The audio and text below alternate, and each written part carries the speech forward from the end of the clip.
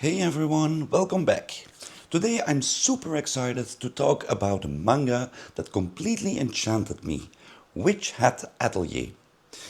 If you love magic, gorgeous art and heartfelt storytelling, stick around because this series has it all. I'll be reviewing Witch Hat Atelier up to chapter 89, without any spoilers, or small ones maybe. Just enough to get you intrigued. We'll go through the plot, don't worry, light spoilers only, dive into the characters, explore the magical world and its art, discuss what I absolutely love about it, a few nitpicks here and there, because hey, nothing's perfect, and even chat about the hiatus the series is on. So grab your witch hats, get comfy, and let's dive into this magical adventure together. Imagine a world where anyone could do magic, if only they knew how. Sounds amazing, right? Well, in Witch Hat Atelier, that's exactly the case. But there's a catch. Our story follows Coco, a bright-eyed girl who's obsessed with magic. She grows up thinking only special people born as witches can cast spells. One day, fate literally knocks on her door when a traveling witch named Kifri comes to her village. Coco sneaks a peek at Kifri using magic and discovers the big secret. Magic isn't about spells or wands, it's drawn with a pen. Anyone who knows the right ink patterns can do it. Pretty cool, eh?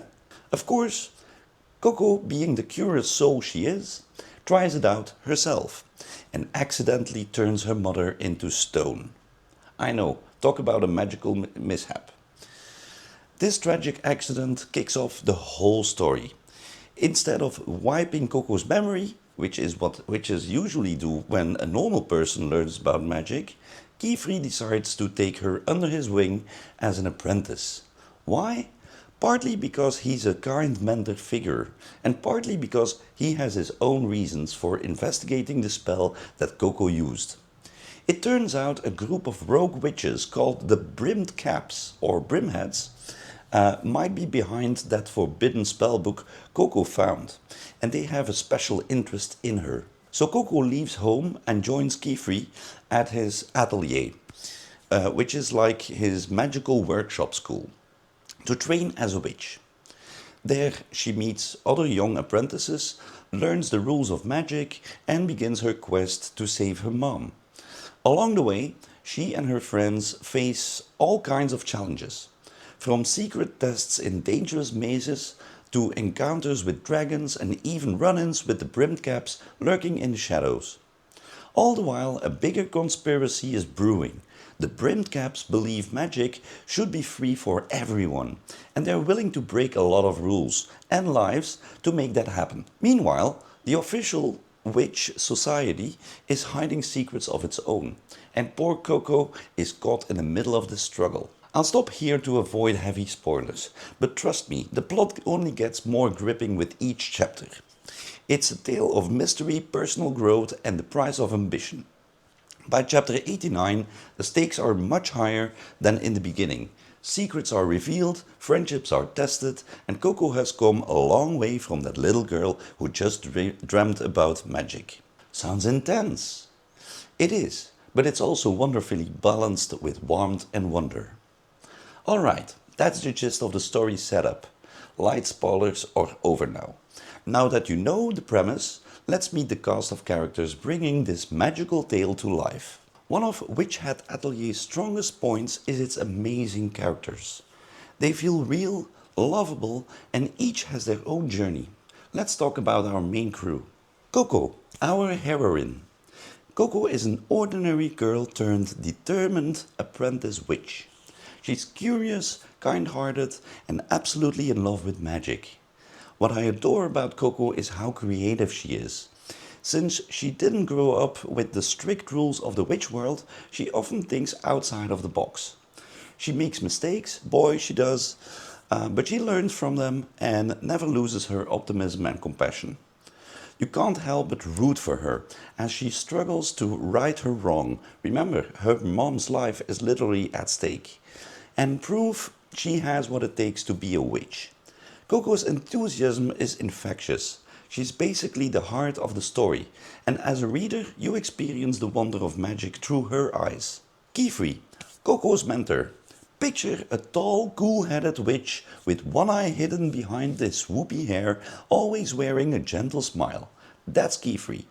He's patient and encouraging with his students, almost like an older brother figure at times. But beneath that calm, charming exterior, Keyfree has secrets. He's absolutely hiding some dark scars from his past. As the story progresses, you'll learn Keyfree isn't just a benevolent teacher. He has a personal vendetta against the Brimmed Caps and will do anything to protect his apprentices, especially Coco, and get revenge on those who wronged him. This makes him such an interesting character. You'll never 100% sure if his choices are all for Coco's sake or for his own agenda. He's morally grey, and I love that about him. One moment he's baking bread for the kids, next moment you find out he might be dabbling in some forbidden stuff on the side. It keeps you guessing and adds a layer of tension whenever Keyfree's past catches up with him. Agate, one of Coco's fellow apprentices under Keyfree. Agate starts off as the rival character. She's a prodigious black-haired girl from a prestigious witch family. Imagine the straight-A student who's super serious about being the best. That's Agate. When Coco arrives, Agate is, well, not thrilled. She's cold, standoffish, and even a bit cruel to Coco at first. She literally sends Coco on a dangerous wild goose chase early on to test her. Why so mean? Agate carries a chip on her shoulder. She was unfairly cast out of a top magic academy due to some nasty rumors, so she's determined to prove herself on her own merits. She views Coco, an outsider who didn't even know she could do magic, as undeserving initially. But, and here's why I love Agate's arc, over time Coco's sincerity and unique way of using magic melts Agate's icy exterior. We see Agate grow from a prickly loner into a fiercely loyal friend. Her pride softens, she learns to trust and value others. By chapter 89, Agate will defend Coco with her life. Seeing these two go from rivals to basically sisters is so satisfying. Tetya, another apprentice. Tetya is the ray of sunshine of the group. She's bubbly, pink-haired, always positive and supportive. She absolutely loves making people happy. She'll thank you profusely for the tiniest things and dreams of inventing spells that spread joy. If Agate is the serious one, Tetya is the cheerful friend who gives everyone pep talks. Don't underestimate her though. Tetya has surprising depth. She actually has personal motivations. Her twin sister is a queen, fancy right? And Tetya believes even ordinary people like herself can bring change and happiness to others through magic. She's always trying to create magic that helps people and wants to be remembered in history for something good. I found Tetya's optimism really heartwarming. In tough times, she's the one who reminds everyone why they aspire to be witches in the first place. Honestly, we all need a friend like Tetya who believes in us. Rike, the fourth apprentice in Keyfree's atelier. Rike is a quiet, blue-haired girl who often looks distant or lost in thought. She's a bit of a loner initially, not because she's arrogant like Agate was, but because she's shy and has her own burdens. Rike is actually super talented at very delicate magic. She can draw tiny, intricate runes and loves coming up with original spells. She's like the artsy investor of the group. Her backstory is pretty emotional. She had an older brother, the one person who encouraged her creativity, but something went wrong. He got involved with forbidden magic and was cursed. At one point he was literally turned into a wolf by Brimmed Cap magic during an ambush. Rike felt it was her fault for not knowing enough to protect him, and it made her withdraw into herself. Throughout the series, especially by the latest chapters, we see Rike slowly open up and regain confidence. she realizes she must learn more magic, not just for herself, but to help those she loves. Watching Rike come out of her shell and bond with Coco and the others is subtle but beautiful. She's the quiet genius of the group, and when she smiles or cracks a rare joke, you know it's special. Olrugio. He's an adult witch who lives with Keyfree and the kids, basically as a supervisor. What the witch world calls a watchful eye. Picture the grumpy but caring uncle type. Olrugio is always looking tired. The dude has permanent eye bags, relatable. I also have those. And he often nags Keyfree to follow the rules. He and Keyfree are old friends, and their banter is great. Olrugio comes off as strict, but he genuinely cares about the kids' safety. Fun fact, he's an inventor of magical gadgets, usually little comforts like heating spells or helpful tools. So, despite the grooveness, he's actually thoughtful. He also serves as a reality check for Keyfree. There's some intense drama between these two later on. Keyfree is not above erasing Olrugio's memories to keep his own secrets. Yeah, that actually happened. Still, Olrugio remains loyal. He's a cool supporting character that adds a more mature perspective to the cast, and sometimes comic relief when he's exasperated with all these rule-breaking weirdos. The Brimmed Caps, our mysterious antagonists. They wear wide brimmed hats and operate in the shadows, kind of like a secret cult. We don't have a single big bad villain at first. It's more a whole group with dangerous ideology. Their belief, magic should be free and not controlled by authorities. Sounds noble until you see their methods, which include stuff like petrifying innocent people and performing twisted experiments. One of them, a brimhead in disguise, is the one who tricked Coco with that spell book in the beginning. As the story goes on, we meet a few Brimmed Cap members. Each is intriguingly written, not just evil for evil's sake. One is a charismatic rogue who enjoys messing with our heroes' minds. Another is more sympathetic and questions if they're doing the right thing.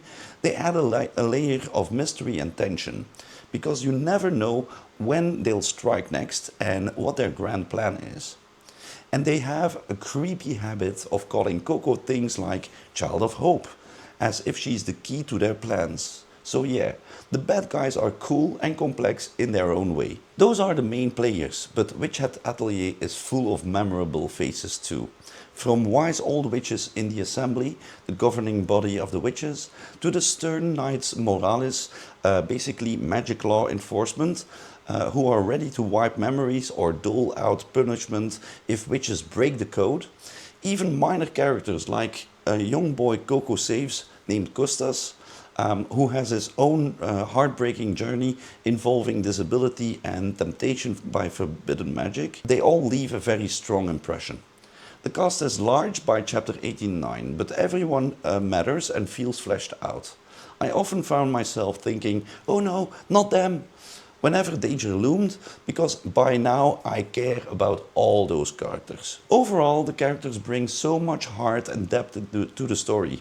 They grow, they struggle with personal conflicts and moral choices, and their friendships feel genuine. The dynamics between them, whether it's Coco and Keyfree's mentor-student bond or the sweet sisterhood among the girls, truly make you invested. If you're character-driven like me, you'll love this cast. Alright, now that you've met our witches, let's talk about the world they live in and the magic that binds them together. Ever wonder how drawing a simple circle could change the world? Let's get into it. The world of Witch Hat Atelier feels like stepping into a storybook. It's whimsical, rich, and bursting with creativity. Let's break down what makes the world thick, especially the magic system, which is one of the coolest I've seen in manga. First off, in this universe, magic is everywhere but hidden in plain sight. Witches live among normal people, but regular folks have no idea that magic is something learnable. Why? Because long ago, some very powerful witches decided that magic was too dangerous to be common knowledge. Apparently people did some pretty awful things when magic was freely used. So they made a rule that only those born into magic families would be taught the art, and they'd keep it secret from everyone else. They even formed an order, the Assembly, to govern witches and enforce the secrecy. And boy, do they enforce it. If any outsider, non-witch, learns the truth, the Knights Morales will show up and literally erase their memory, Men in Black style.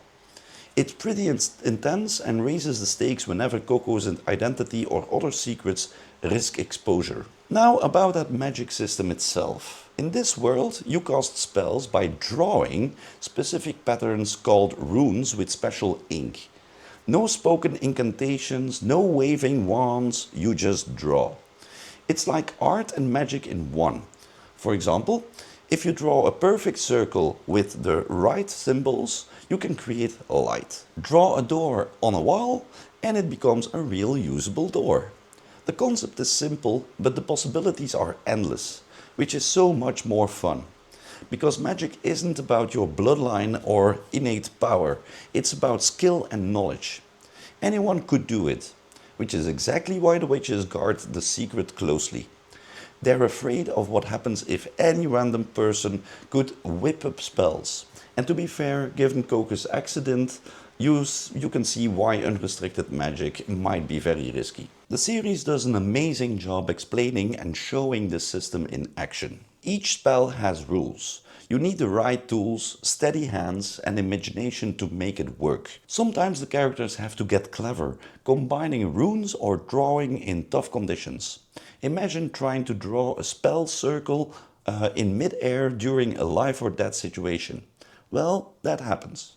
It almost feels like a magical engineering or science, and as a reader I found myself fascinated by how things worked. And yes, the manga actually shows the diagrams of spells, so you can follow the logic of what they're doing. It's nerdy in the best way. The world building extends beyond just how to do magic. We get to explore different facets of witch society. There are magical academies and libraries where spells are studied. The Tower of Tomes is basically the grand archives of magic knowledge. So cool. There are special events like trials and festivals where apprentices show off their skills. And there are laws, traditions that witches must abide by, like never using magic to directly harm someone, although of course not everyone follows that. We also see how witches integrate with normal towns, often posing as artisans or doctors, using subtle magic to help people without revealing it. It's such a well thought out world. Geographically and aesthetically, the setting has a medieval European fantasy vibe. Cobblestone streets, quaint villages, grand castles and remote enchanted forests. Each location we visit feels distinct. For instance, there's a chapter where Coco visits a bustling city built on a cliffside with canals and magic tech. The detail makes you want to live there. And then there are scenes deep in ancient ruins where old magic secrets lie, giving off a total D&D adventures vibe. The author really makes the world feel vast and alive beyond just Coco's immediate story. Another aspect I love is how the theme of knowledge versus ignorance is woven into the world. Magic here is knowledge, beautiful and empowering, but also dangerous. The witches hiding it have good reasons. We see glimpses of those past atrocities that happened when magic was misused. Yet it also feels wrong because it's like denying people something wondrous. The Brimmed Caps villain faction exploits this tension. They're basically saying, why should only the privileged few have magic? Let's break the system.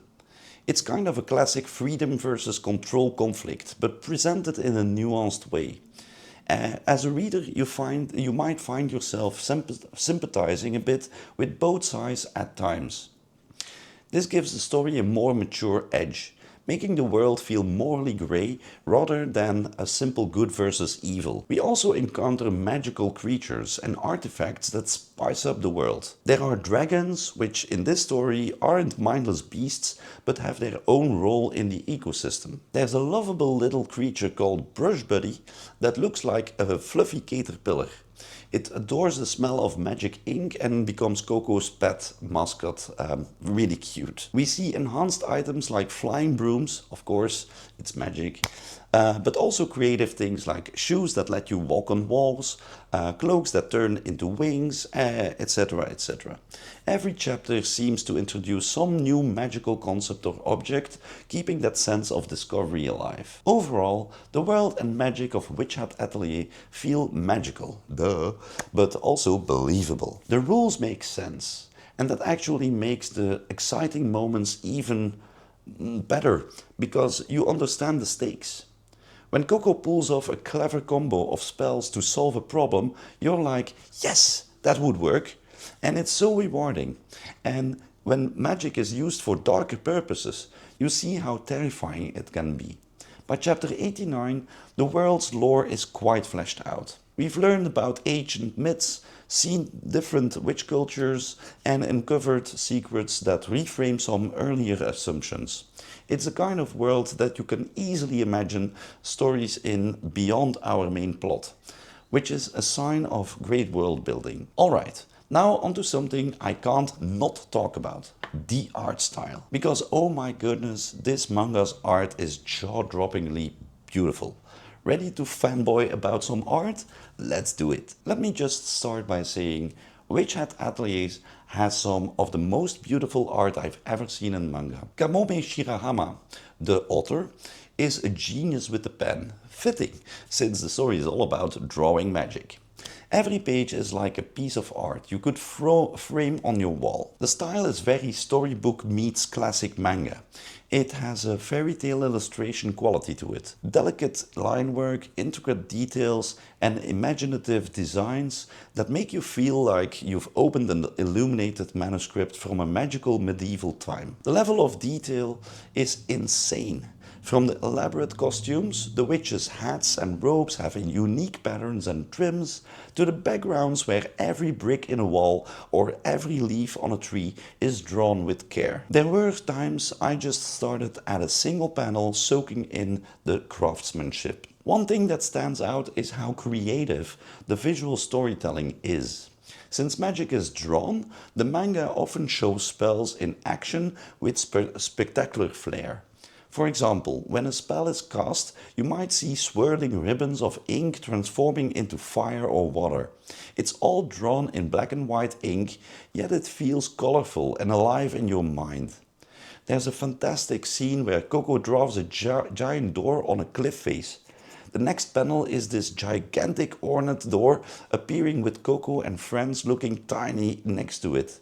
It really sells the wonder and scale of magic. And the dragon encounter I mentioned, absolutely breathtaking visuals, with the dragon rendered in such awesome detail that you can see every scale and clever panel layouts that make the action clear and cinematic. Shirahama's character art is lovely as well. Each character has a distinct look and expressions that perfectly capture their personality. Coco's wide-eyed excitement, Agat's sharp-eyed determination, Kiefer's gentle smile hiding pain. You feel it through the art even before the dialogue tells you. Also, the character designs have this old European fantasy fashion style. The witches wear outfits that wouldn't be out of place in a high-end cosplay. Lots of cool hats, of course, cloaks, boots, and little personal touches. Titya's got cute ribbons. Agate's got this sleek, almost Victorian ensemble. It's clear the artist put a ton of thought into how everything looks in this world. Another aspect, panel composition and flow. Witch Hat Atelier reads very smoothly, which is crucial for a visual medium. Action sequences are drawn with dynamic angles and clarity. You always know who's doing what. There's one chapter where Coco is exploring the Tower of Tomes, the library, and the panels themselves are shaped like bookshelves and winding staircases, drawing you into her exploration. It's so immersive and clever. Little things like that make reading an experience beyond just following the story. Let's not forget the emotional impact of the art. There are panels that literally gave me chills or made me tear up because of how they are drawn. The author knows when to go full spread with a gorgeous landscape to make you go whoa, and when to zoom in on a character's face or with raw emotion. For instance, Coco's look of heartbreak when she realizes what happened to her mom, ugh, right in the feels. And on the flip side, the pure joy when the girls soar on a broom for the first time, wind in their hair, you feel that happiness radiating off the page. Even if, for some wild reason, someone wasn't into the story, their loss, I would recommend Witch Hat Atelier just for the art alone. It's that good. The series has actually won awards for its art internationally, and it's easy to see why. Every chapter feels lovingly crafted. As a reader, it really pulls you deeper into the world, because the visuals make the magic tangible. Alright, I think I've gushed enough. I could honestly go on forever about the art, but we have other things to cover. Next up, let me sum up the positives. The reasons I think Witch Hat Atelier shines brighter than a Witch's Cauldron, and why you might fall in love with it like I did. Why do I love Witch Hat Atelier? Let me count the ways. Seriously, this manga gets so much right. Here are the biggest highlights and strengths in my opinion. Unique magic system and world building.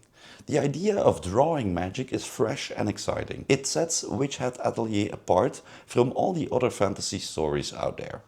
The rules of the world are well developed, you get immersed in learning about the witch society, their history and the moral dilemmas of keeping magic secret. It's a kind of world that sparks your imagination and makes you think, what would I do if I had a magic pen? The lore reveals and plot twists about the world's past, which, I won't spoil, adds so much depth. It's fantasy that feels both enchanting and intelligently engaging. Endearing, well-written characters.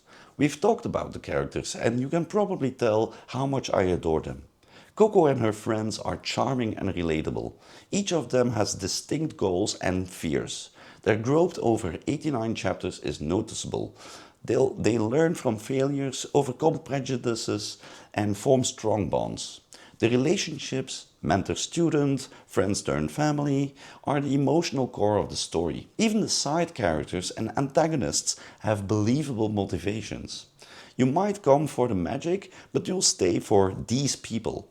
They feel like friends by the end. I also appreciate the strong presence of female characters following their dreams. It's rather uplifting. The stunning artwork. I won't repeat myself too much, but the art is a massive positive. It elevates every scene. The visual storytelling makes the action thrilling and the quiet moments poignant. It's the kind of art where you notice new details on a reread. And crucially, the art beautifully complements the themes. Like the act of drawing magic is literally depicted with detailed art. It's an immersive feast for the eyes. If you're a fan of graphic novels, illustration, or just love pretty things, Witch Hat Atelier will blow you away. The balanced tone. Witch Hat Atelier strikes a lovely balance between light-hearted wonder and serious drama. It often feels like a warm fairy tale filled with curiosity, laughter and hope. Coco's antics learning magic can be super cute and funny. But it doesn't shy away from darker themes when appropriate. There are real consequences in this story. Accidents happen, people get hurt, and moral questions arise. Is it okay to erase someone's memories for the greater good? The series handles heavy moments with grace, never feeling gratuitous. This balance means the story can appeal to a wide range of readers. It's imaginative and kid-friendly in some ways, but also thought-provoking for adult readers. In other words, it's not just fluff, it has heart and it has substance. Themes of creativity, learning and empathy. I love the positive messages woven into the story. There's a strong theme of creativity. Using your unique perspective to solve problems, Coco's outsider ideas often save the day. It celebrates learning and curiosity. Magic in this world is like a craft that anyone can learn with dedication, which is such a hopeful concept. The series also preaches empathy and understanding, witches and non-witches, different social classes, even between those on opposite sides of the law. The story often comes down to people trying to understand each other's point of view. It's the kind of message that leaves you feeling warm and inspired after reading. The excellent pacing, especially when you binge read it. Since I was able to read straight through to chapter 89, I found the story flowed really well. Each arc pulled me to the next. There are mysteries that keep you hooked, like what are the Brimmed Caps really planning? And what happened in Kifri's past? The manga does a great job mixing quieter chapters, training, bonding, world building, with high stakes confrontations and twists. Some fans say it's slow if you read monthly, but binging the volumes I thought the pacing was pretty spot on for an epic fantasy saga. It gives you time to care before hitting you with the big stuff. I could go on, like how the dialogue can be really poetic and memorable, or how inclusive the story feels. It even respectfully includes a character with a disability and explores that, which is rare in fantasy manga. But I think you get it. There's a lot to love here. Witch Hat Atelier is one of those series that reminds me why I fell in love with manga in the first place. It has a special spark. However, to be fair and honest, I should also mention a few criticisms or areas where some readers might not connect as strongly. Gotta keep it real, right? So let's talk about a couple of things that could be seen as negatives. No story is perfect. And while Witch Hat Atelier is honestly one of my favorites, I did note some potential drawbacks or criticisms that either I felt or I've heard from others. In the interest of a balanced review, here they are. A slow monthly pacing. As I just mentioned, the pacing when binge reading is great. But Witch Hat Atelier is a monthly series, and boy, when you're caught up and waiting each month, it can feel very slow. Some arcs take their time unfolding. The current arc, chapter 89, has been pretty expansive, juggling multiple plot threads. Personally, I enjoyed the depth, but I know some readers who followed it serially felt the story was dragging in the middle. If you prefer fast-paced narratives where things resolve quickly, you might find parts of Witch Hat a bit leisurely.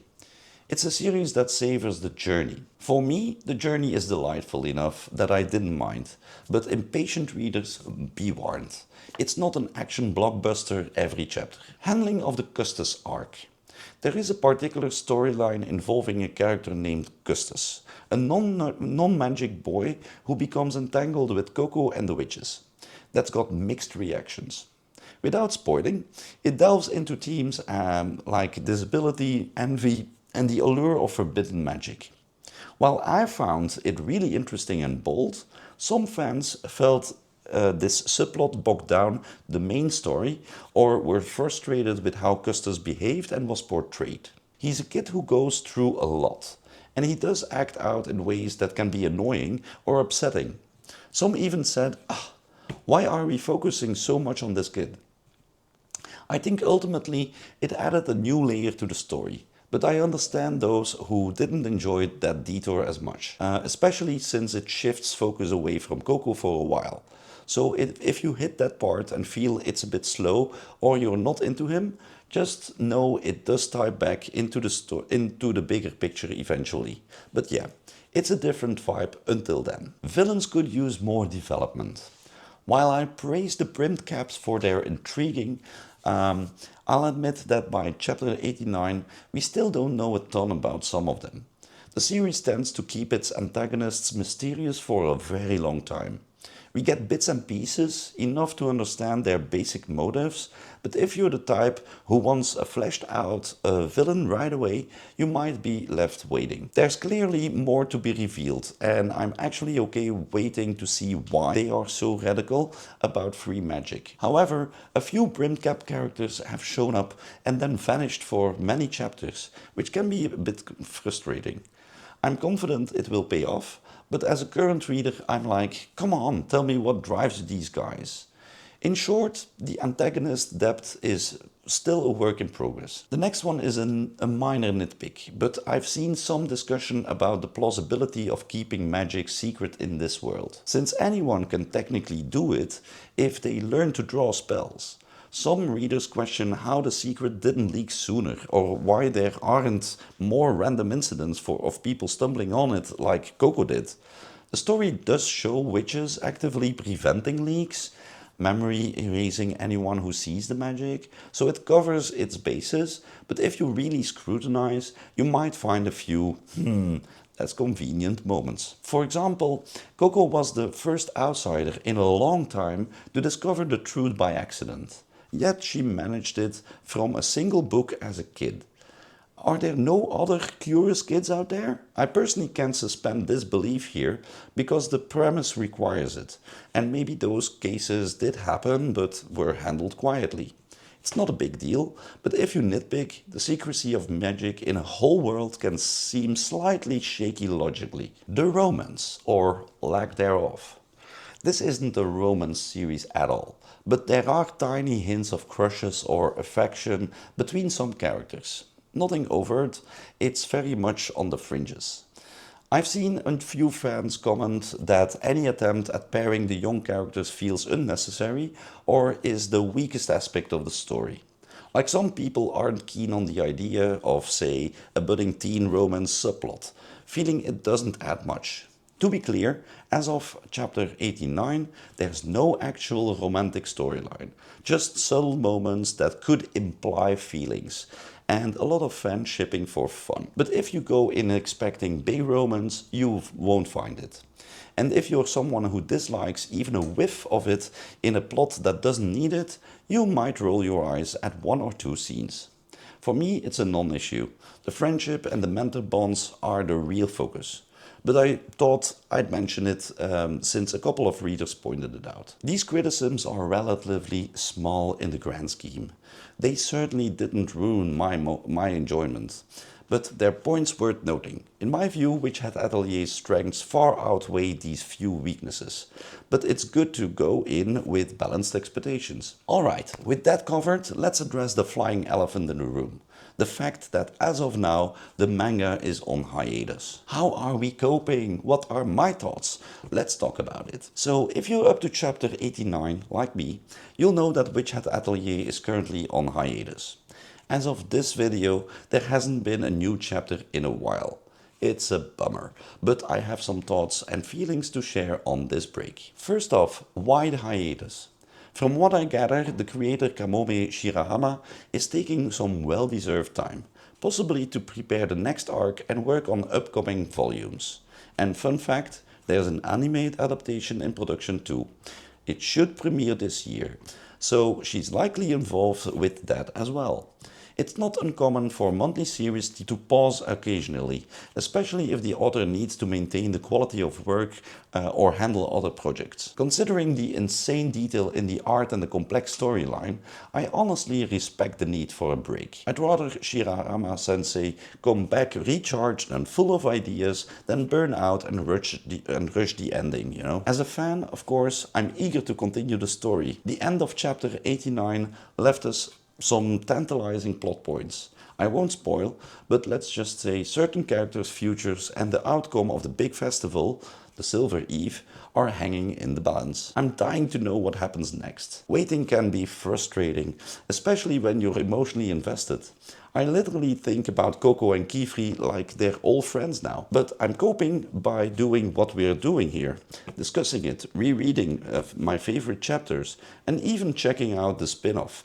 Witch Hat Atelier's Kitchen is a cute cooking themed spin-off that can tide you over with some light content. My honest thoughts, the hiatus, while painful for my impatient side, is probably a good thing in the grand scheme of things. It shows that the author and publisher care about giving the story the time it needs. I've seen too many mangas suffer from rushed endings or declining art when the schedule is too grueling. I don't want for Witch Hat Atelier, it deserves the best. If a break ensures that the final arcs, I suspect we might be heading toward the climax in the next volumes, are amazing, then I'm all for it. Quality over quantity, right? Though please come back soon, we miss you. In the meantime, it's actually a great opportunity for new readers to catch up. If you're new to the series, hey, you won't have to suffer the monthly wait for a while. You can read all 89 chapters at your own pace and join us in Anticipation later. And trust me, by the time you hit the latest chapter, you'll probably be as emotionally invested as we are. I also want to say, the Witch Hat Atelier fan community is super supportive. During this hiatus, there's been a lot of fan art, theory discussions and general sharing of love for the series online. It's like we're all keeping the magic alive together while we wait. I might or might not have attempted to draw my own magic circles with zero success, but it gave me more of an appreciation for the skill depicted in the manga. So yeah, my thoughts on the hiatus boil down to I'm patiently impatient. I can't wait for the story to resume, but I'm glad that the creator is taking the time needed. In the meantime, I'll be here hyping it up so more people read it. That way, when it returns, the fanbase will be bigger than ever, ready to celebrate every new chapter. Now let's wrap up this video with a final summary and my closing thoughts. To sum it all up, Witch Hat Atelier is a magical journey in every sense. It captivated me with its imaginative world where art becomes magic, and it kept me hooked with its lovable characters, thoughtful storytelling and breathtaking artwork. Reading it feels like discovering a classic fairy tale that's completely new and fresh. By chapter 89, I was emotionally invested, intellectually intrigued, and visually blown away. If you haven't read it yet, I highly recommend giving it a try, especially if you enjoy fantasy stories with heart. It's one of those manga that reminds you of the wonder and possibilities that drew you into fantasy in the first place. And if you're already a fan, then you know exactly what I'm talking about. We can suffer through the wait for new chapters together. Right. I hope this review gave you a good sense of what Witch Hat Atelier offers without spoiling too much. I've tried to be honest about its strengths and minor flaws and why it means so much to me as a reader. The series gave me a laugh, gasp and even tear up at times. It also made me wish I had magical pen to draw my own spells. Wouldn't that be awesome? More than anything, it's a story about the joy of learning and creating, and the belief that anyone can shine if given a chance. And I find that message truly beautiful. So, what do you think? Did Witch Hat Atelier spark your interest? If you've read it, who's your favorite character, or what was your favorite moment? Do you have any theories for what's coming after chapter 89? Without major spoilers, please be kind for the new readers. I'd love to hear your thoughts in the comments below. Let's get a discussion going. The community is all about sharing the manga love. If you enjoyed this deep dive review, please hit that like button and subscribe for more manga and anime news. It really helps out a small channel like mine, and I truly appreciate you. I've got plenty more to talk about, and trust me, you don't want to miss out on some of the other hidden gems I have lined up to gush about. Thank you so much for watching and hanging out with me as I fanboyed over Witch Hat Atelier. This has been a blast to make. Remember to stay creative, stay curious, and as I always say, keep the magic alive in whatever you do. Until next time, happy reading, and I'll see you in the next video. Bye!